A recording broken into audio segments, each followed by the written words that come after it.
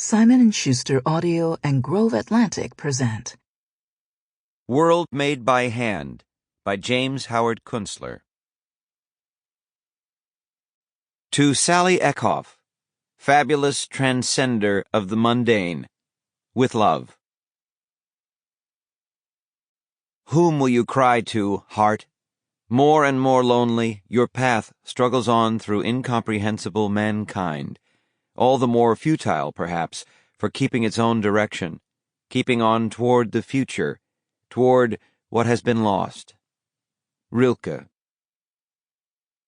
I am a pilgrim and a stranger, traveling through this wearisome land.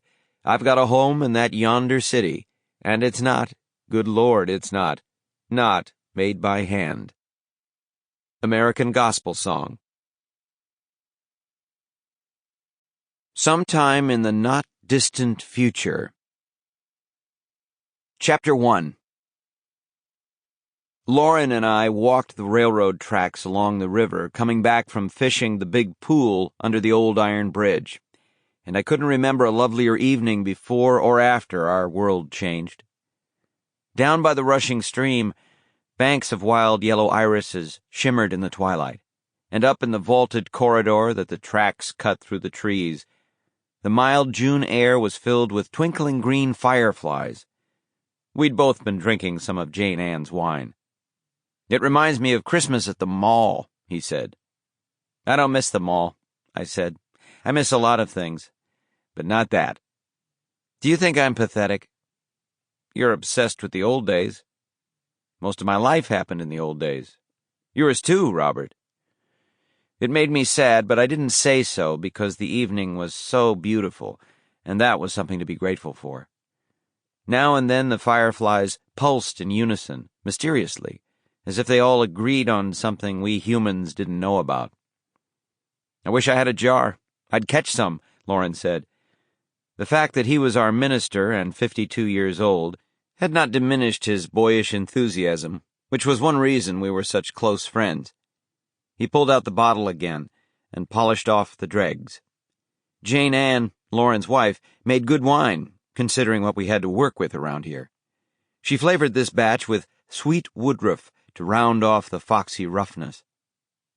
When the bottle was empty, Lauren pretended to try to catch fireflies with it, but he was obviously just clowning around.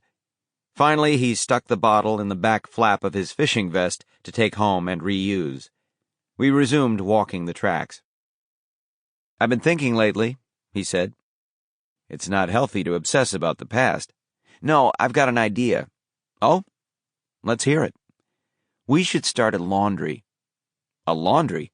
Yeah, a community laundry. A place where people bring their clothes and bed sheets and all, and they get washed there. What about Mrs. Miles? I said. Lucy Miles was my neighbor. She took in quite a bit of other people's washing. She could work for us, Lauren said. Us? Well, that's why I'm telling you about this. We'd be partners.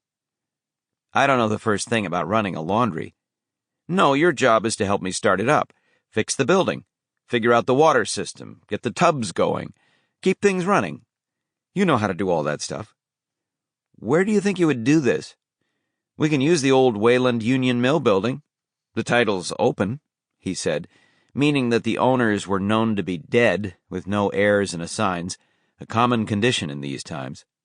It would be useful for everybody, and we could make a little honest profit, too. What do you do with the dirty water? Into the river, he said. It's got soap in it. It's just gray water. It'll go downstream to the Hudson. That's not right. It's below where we fish, and mostly from town. It's just soapy water. That's a hell of an attitude. Don't get all environmental with me, he said. I wouldn't dump soapy water in the river. It wouldn't affect anything. I wouldn't be so sure. You're being an asshole. Nice talk, Reverend. I've been thinking about this for a long time. Maybe you should think about it longer. Condescending prick. Vulgarian. Nabob of negativism. I let him have the last word. It was always better that way with Lauren. He could keep it up forever. We walked a ways more, enjoying the silence and the fireflies. Nabob of Sample complete. Ready to continue?